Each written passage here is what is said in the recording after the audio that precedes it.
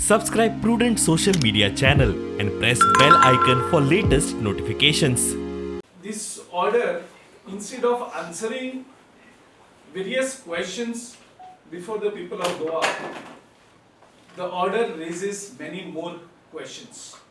People have voted for the candidates of a particular ideology, say a secular ideology, and later on, those elected MLAs have joined themselves to exactly opposite ideology. And the Honorable High Court सांगता की त्यांनी किती केलं ते सारखे आसा ते disqualified जायना. We say this order is a license for open defection. And now onwards, if this High Court order continues and holds good, then we should not call the 10th schedule as anti-defection law.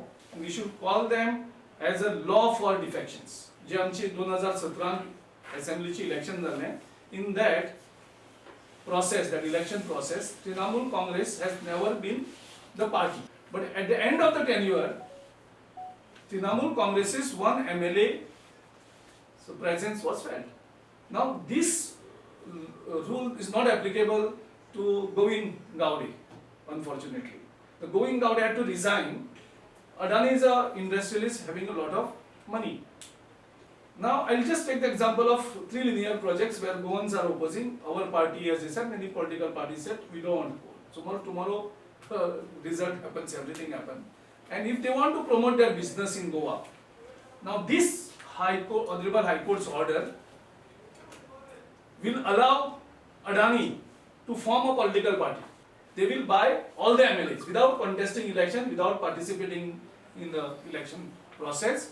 Since they have MLAs, they can buy all MLAs. And tomorrow they will do anything that they want to do. They can convert entire Goa into a coal hub. This can happen all over India.